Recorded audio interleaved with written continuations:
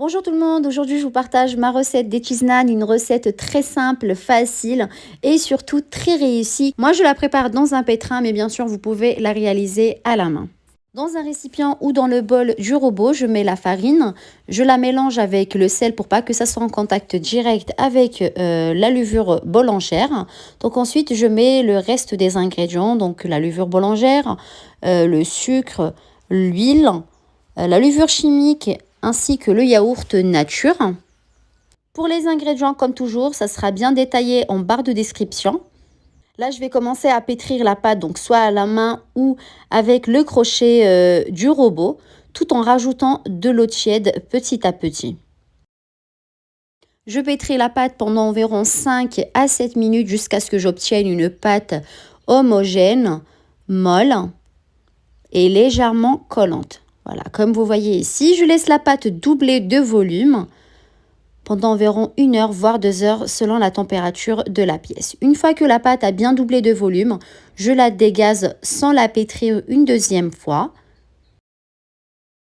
Là, ce que je fais, je forme un grand boudin. Ensuite, je découpe la pâte en 8 parts égales.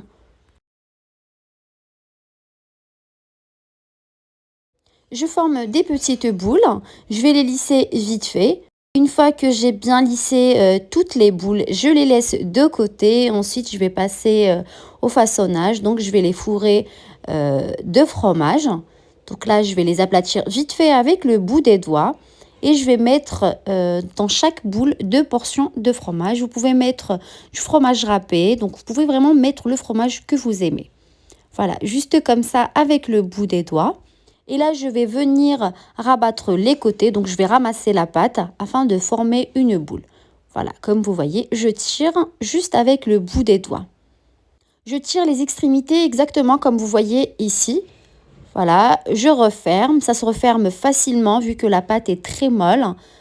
Voilà, j'ai bien refermé histoire de ne pas former une croûte. Une fois que j'ai terminé de former toutes les boules, donc une fois que j'ai fourré les boules de fromage, je les laisse de côté 5 minutes. Donc, une fois que j'ai terminé, voilà, la première aura déjà reposé environ 5 minutes. Je la prends directement et je l'aplatis à l'aide d'un rouleau à pâtisserie. J'aplatis en commençant du milieu vers le haut, ensuite vers le bas, ainsi de suite. Je retourne de temps en temps la pâte. Voilà, vous allez voir, je vais obtenir une pâte lisse. Il n'y a aucune ouverture sur la pâte. Je vais les faire cuire sur une poêle préchauffée, sur un feu moyen à fort.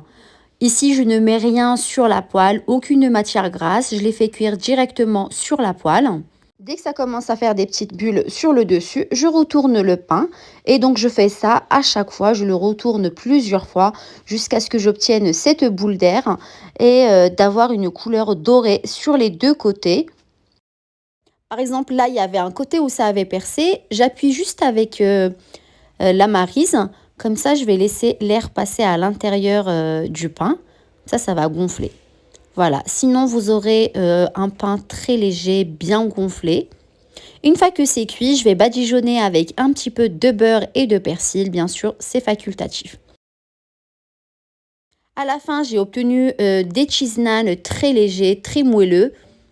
Voilà, moi je les ai formés en sandwich comme vous voyez ici. J'aime bien les manger comme ça avec un petit mélange de poulet et de poivron. Vous pouvez aussi rajouter du fromage râpé. Franchement, c'est très très bon. Bien sûr, vous pouvez les manger et les déguster comme vous aimez et comme vous désirez. Comme vous voyez, ils sont vraiment très moelleux et très très très souples. Là, je vous montre vite fait ma petite préparation. Donc, dans une poêle, j'ai fait réduire les poivrons. Je fais un petit mélange de poivrons. Ensuite, j'ai rajouté du blanc de poulet que j'ai coupé en lamelles, comme vous voyez ici. Je fais cuire le tout. J'ai rajouté du poivre noir et du curry, sel. Vous pouvez aussi rajouter du paprika. Voilà, on est arrivé à la fin de la vidéo. J'espère que la recette d'aujourd'hui vous a plu. Je vous dis prenez soin de vous et à bientôt, Inch'Allah, pour de nouvelles recettes.